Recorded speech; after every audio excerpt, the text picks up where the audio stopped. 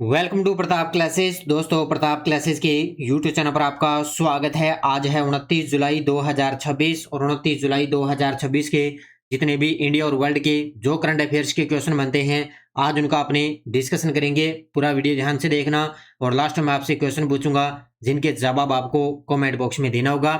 आज अपने पढ़ेंगे चीन में आयोजित ISSF विश्व कप 2026, भारत का पहला स्वदेशी हाई एल्टीट्यूड एंटी ड्रोन और प्रेम के वोरा को नई दिल्ली में राष्ट्रीय अशोक सम्मान से सम्मानित किया गया। इनकी आज हम चर्चा करेंगे पूरे लेटेस्ट न्यूज के साथ में। डेली आपको सुबह ये करंट अफेयर्स की क्लास आपको मिलती है और जो भी साथी bank, UPSC, SSGD, RAS, railway, SI, CAT कोई भी एग्जाम हो, उन सभी एग्जाम के लिए डेली आपको ये करंट अफेयर्स की क्लास आपको मिलती रहेगी। तो सभी साथी एक बार करेंगे सेशन को लाइक शेयर। सभी साथियों को प्यार भरा नमस्कार, गुड मॉर्निंग। और आज है गुरु पूर्णिमा, तो सभी साथियों को गुरु पूर्णिमा की बहुत बहुत शुभकामनाएं। और इसी विशेष अवसर पर आज प्रताप क्लासेज एप्लीकेशन में आपके लिए 50% का ऑफ रहेगा। जितनी भी अपनी प्रताप क्लासेज एप्लीकेशन में जो करंट अफेयर्स की जो टेस्ट सीरीज चल रही है, डेली वाली है, एसआई वाली टेस्ट सीरीज है, आरएस की है, सीएटी है, सीएटी के मॉडल पेपर हैं, तो इन सभी पे क्या है, आज गुरु पूर्णिमा पर 50% ऑफ रहेगा। तो इस ऑफर का फायदा आप जरूर उठाएं। तो ये आप प्ले स्टोर से प्रताप क्लासेस का एप्लीकेशन डाउनलोड करके यहाँ से ये टेस्ट सीरीज का फायदा उठा सकते हो, क्योंकि आज एक ही दिन आपके लिए ऑफर रहेगा, तो इसका फायदा आप जरूर उठाएं। ठीक है, तो करें स्टार्ट आज की क्लास। सबसे पहले हमने कल 28 जुलाई को क्या पढ़ा, कॉमनवेल्थ गेम्स 2026 के अंदर भारत को पहला गोल्ड मेडल किसने दिलाया, मीराबाई चानू। ग्लासगो में आयोजित राष्ट्रमंडल खेल 2026 के अंदर भारतीय भारोत्तोलक राजा मुथु पांडे ने पुरुषों की किस भार वर्ग में रजत पदक जीता, 65 kilogram. World junior squash championship 2026 का महिला एकल का खिताब जीता अनाथ सिंह ने। FIH youth hockey 5S Asian championship 2026 का खिताब जीता है भारत ने। परीक्षा सुधारों के लिए गठित विशेष कार्यबल के अध्यक्ष किसे बनाया गया, नंदन नीलेकणी को। लोकायन 26 के तहत 25 जुलाई 2026 को बोस्टन से कौन सा भारतीय नौसैनिक प्रशिक्षण पोत रवाना हुआ, INS सुदर्शनी।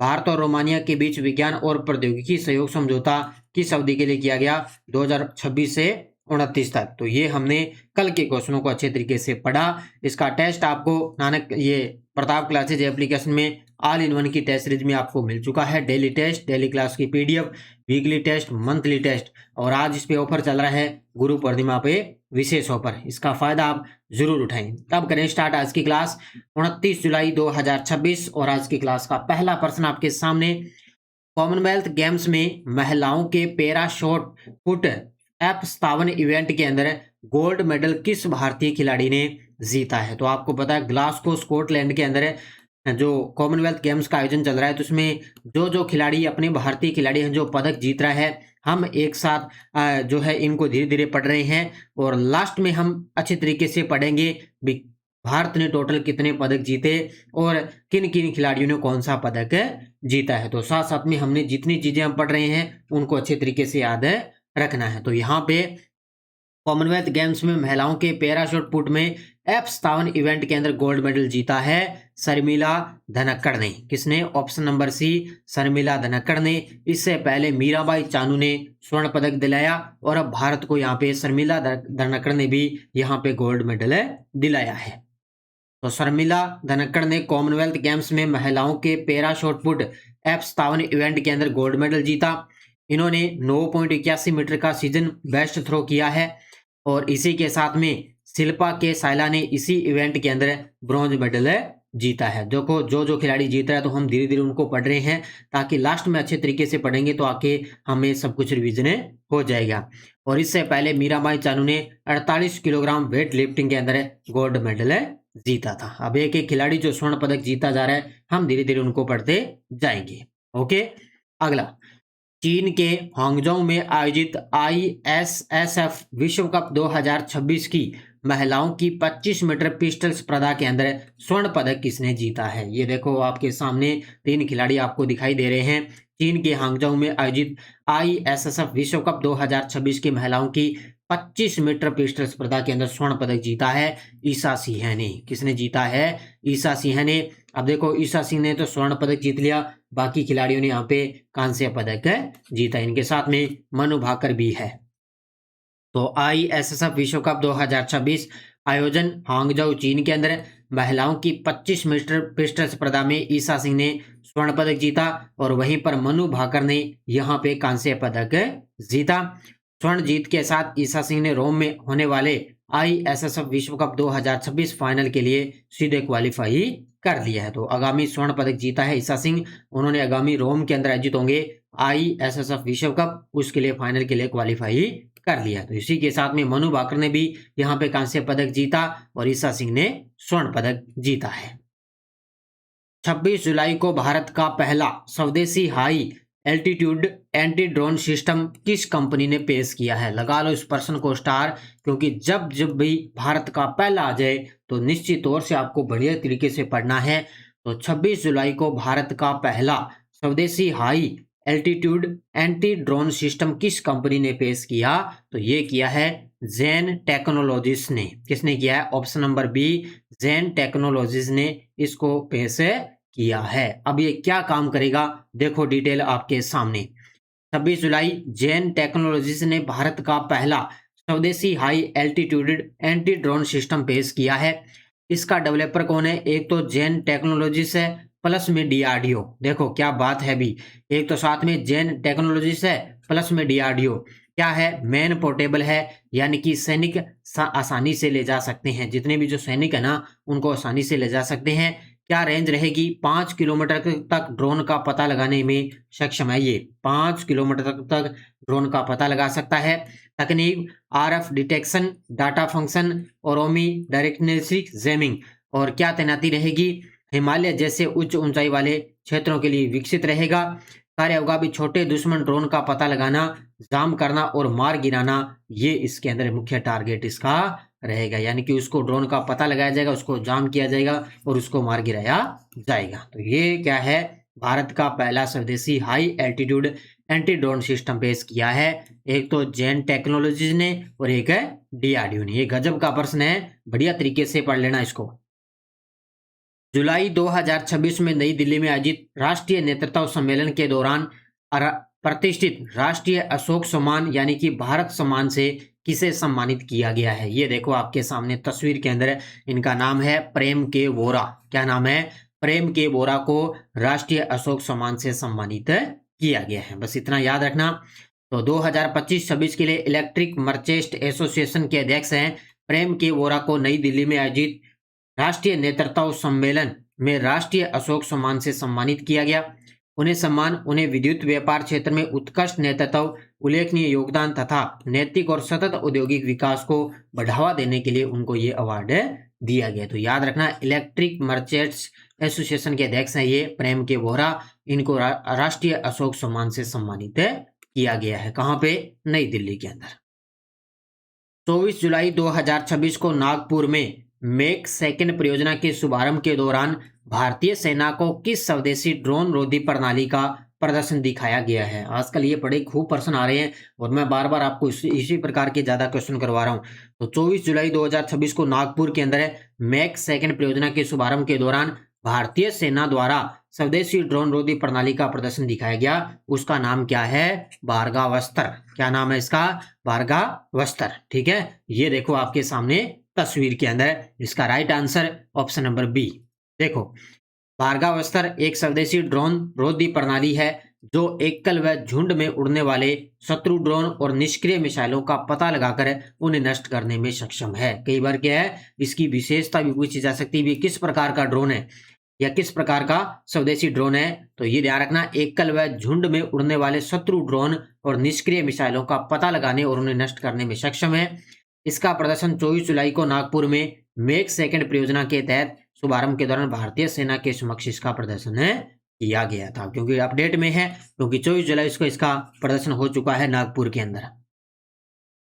26 जुलाई 2026 को यूनेस्को विश्व धरोहर समिति के 48वें सत्र में विश्व धरोहर सूची के अंदर किन 2 स्थलों को शामिल किया गया है? ये भी गजब का प्रश्न है ना, क्योंकि अभी आपको पता है अपनी 45वीं धरोहर के रूप में सारनाथ के जो प्राचीन बौद्ध स्थल है उनको शामिल किया गया। इसके अलावा और कौन कौन से है? एक तो है इसके साथ में माउंट ओलपस जो ग्रीस का है, और एक है डी डे लैंडिंग बीच फ्रांस का है। इन दोनों को शामिल किया गया है। तो उत्तर क्या हो जाएगा इसका? ऑप्शन नंबर बी, क्योंकि 48वां सत्र हुआ उसकी सूची के अंदर दो स्थलों को शामिल किया गया, माउंट ओलपस ग्रीस और डी डे लैंडिंग बीच फ्रांस को, और इसी के साथ में अपना सारनाथ का जो प्राचीन बौद्ध स्थल है उसको शामिल किया गया। ओके, तो यूनेस्को विश्व धरोहर सूची 26 जुलाई, यूनेस्को ने माउंट ओलपस ग्रीस का और डी डे लैंडिंग बीच फ्रांस को विश्व धरोहर सूची में शामिल किया गया। यह निर्णय 48वें विश्व धरोहर समिति सत्र में बुसान दक्षिणी कोरिया में लिया गया था। सीधा ही प्रश्न आ सकता है भी 48वां विश्व धरोहर समिति सत्र कहां पे हुआ? बुसान दक्षिणी कोरिया में। माउंट ओलपस ग्रीस है, वो ग्रीस का सबसे ऊंचा पर्वत है जिसकी ऊंचाई 2918 मीटर है। तो ये ग्रीस का सबसे ऊंचा पर्वत है।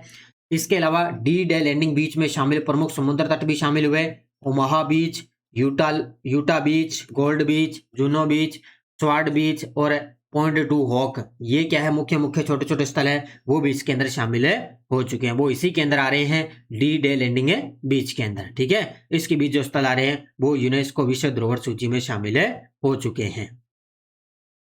Next question, SBI life insurance company limited ने किस संगठन के साथ में रणनीतिक साझेदारी की है? एसबीआई लाइफ इंश्योरेंस कंपनी ने किस संगठन के साथ रणनीतिक साझेदारी की है? तो ये की है, ध्यान रखना, किसके साथ? ऑप्शन नंबर सी, भारतीय पैरालंपिक समिति के साथ। किसके साथ? ऑप्शन नंबर सी, भारतीय पैरालंपिक समिति के साथ। ठीक है, तो एसबीआई लाइफ इंश्योरेंस ने भारतीय पैरालंपिक समिति के साथ साझेदारी की। इसे 2026 पैरा स्पोर्ट सीजन के लिए भारतीय दल का प्रमुख भागीदार बनाया गया है। बस इतना ही पॉइंट याद रखना है। नागर विमानन मंत्रालय ने अमृतसर से हब एंड स्पोक अंतर्राष्ट्रीय उड़ान संचालन सुविधा का शुभारंभ किया। इसी के साथ ही यह देश का कौन सा ऐसा हवाई अड्डा बन गया? तो ये याद रखना, नागर विमानन जो मंत्रालय उसने अमृतसर से हब एंड स्पोक अंतर्राष्ट्रीय उड़ान संचालन सुविधा का शुभारंभ किया, और इसी के साथ ये देश का कौन सा हवाई अड्डा बन चुका है? तो ये बन चुका है दूसरा। कौन सा बन चुका है? इससे पहले अभी अपने 25 जून 2026 को पहला बना था, कौन सा? ये अपने जो है ना वाराणसी से वो शुरू हुआ, और दूसरा कहां से हुआ है? अमृतसर से अंदर। ठीक है, तो नागर विमानन मंत्रालय ने अमृतसर से हब एंड स्पोक अंतर्राष्ट्रीय उड़ान संचालन सुविधा शुरू की है। अमृतसर भारत का दूसरा हब एंड स्पोक अंतर्राष्ट्रीय हवाई अड्डा बन चुका है। यह सुविधा अंतर्राष्ट्रीय यात्रियों के आवागमन को बेहतर बनाने के लिए शुरू की गई। भारत का पहला हब एंड स्पोक ऑपरेशन 25 जून 2026 को वाराणसी से शुरू हुआ था। ये पॉइंट नोट कर लेना भी, पहला शुरू हुआ था 25 जून 2026 को, और अभी दूसरा हो चुका है। हब एंड स्पोक मॉडल के प्रमुख हब हवाई अड्डे के माध्यम से कई गंतव्यों को जोड़ा जाता है। तो ये मुख्य पॉइंट है, इनको याद रखना अच्छी तरीके से, क्योंकि चर्चा में स्थान है, बढ़िया तरीके से याद रखना। आजकल इसी प्रकार के प्रश्न आ रहे हैं एग्जाम के अंदर। केरल सरकार ने सरकारी प्राथमिक विद्यालयों में प्रौद्योगिकी आधारित शिक्षा को बढ़ावा देने के लिए किस पहल की शुरुआत की है? तो केरल सरकार ने सरकारी प्राथमिक विद्यालयों में प्रौद्योगिकी आधारित शिक्षा को बढ़ावा देने के लिए कौन सी पहल की शुरुआत की? डिजिटल स्क्वायर शिक्षा पहल की। किसकी शुरुआत की है? Option number B, digital square शिक्षा पहल की शुरुआत की है। ठीक है, तो केरल सरकार ने सरकारी प्राथमिक विद्यालयों के लिए डिजिटल स्क्वायर शिक्षा पहल की शुरुआत की 26 जुलाई को मलपुरम केरल में। और आपको पता है केरल का नाम बदलकर केरलम कर दिया। क्या कर दिया? केरलम। उद्घाटनकर्ता सामान्य शिक्षा मंत्री एन शमसुद्दीन है केरल के। क्या उद्देश्य है? FOS free and open secure software के माध्यम से डिजिटल समावेशी और आकर्षक कक्षाएं विकसित करना, ये इसका मुख्य उद्देश्य है। ठीक है, तो इसको याद रखना, डिजिटल स्क्वायर शिक्षा पहल की शुरुआत केरल की सरकार ने। अब देखो आपके सामने वन लाइनर करंट। रोमानिया ने राष्ट्रपति द्रौपदी मुर्मू को Bucharest university of economics studies द्वारा मानद होनोरिस कोसा की मानद उपाधि से सम्मानित किया। मैंने पहले आपको करवाया था लेकिन सीधा करवा दिया, लेकिन ये उपाधि याद रखना, डॉक्टर होनोरिस कोसा की मानद उपाधि से सम्मानित किया। विदेश मंत्रालय ने डॉक्टर के श्रीकर रेड्डी को कतर के अंदर भारत का अगला राजदूत नियुक्त किया है। पूर्व प्रधानमंत्री अटल बिहारी वाजपेयी के एआई होलोबॉक्स का उद्घाटन 26 जुलाई 2026 को नई दिल्ली के प्रधानमंत्री संग्रहालय के अंदर किया गया है। ये तीनों के तीनों पॉइंट अच्छे तरीके से पढ़ लेना। और ये टेलीग्राम ग्रुप है, कोई सूचना आती है, कोई लिंक, कोई नोटिफिकेशन, सब आपको टेलीग्राम पे सूचना मिलती है। अभी ऑफर चल रहा है आज के लिए, मैंने टेलीग्राम पे पूरा डिटेल आपको डाल दिया है। पिछले वीडियो का क्वेश्चन क्या था, लंबी दूरी की सतह से वायु में मार करने वाली मिसाइल का पहला परीक्षण किया है, कुशा ने किसके द्वारा, डीआरडीओ ने इसका परीक्षण किया है। अब देखो क्वेश्चन फॉर यू, यूनेस्को की विश्व धरोहर सूची में भारत की 45वीं धरोहर के रूप में किस स्थल को शामिल किया गया, नालंदा, महाबोधि मंदिर, सारनाथ ये प्राचीन बौद्ध स्थल और सांची का स्तूप। इसका जवाब आपको कमेंट बॉक्स में देना है। और यस्टरडे डोज क्या थी भाई, सभी साथी इन क्वेश्चनों के जवाब जरूर दिया करो। ये मुहिम मैंने किसके लिए शुरू की, आप ही के लिए तो शुरू की है, इसमें मेरा कोई फायदा नहीं है। पुनमदा कायल झील भारत के किस राज्य में है, केरल के अंदर। इसी प्रकार की सीईटी के अंदर दोबारा रिपीट होंगे। प्रसिद्ध शैलावास कहाँ स्थित है, जो तवांग की सड़कों से जुड़ता है, अरुणाचल प्रदेश। नर्मदा और ताप्ती नदी के बीच कौन सी पर्वत श्रृंखला है, सतपुड़ा श्रृंखला। और कोपेन के जलवायु वर्गीकरण के अनुसार AMW जलवायु भारत की किस भाग में पाई जाती है, केरल तट पे पाई जाती है। तो ये चारों क्वेश्चनों के जवाब, अब ये चारों के चारों अभी 2025 के अंदर ये प्रश्न आए हुए हैं। और नेक्स्ट डोज फिर आपके लिए, अब ये पटवार 4th ग्रेड सीएटी के अंदर ये फिर आए हैं 2025-24-25 में।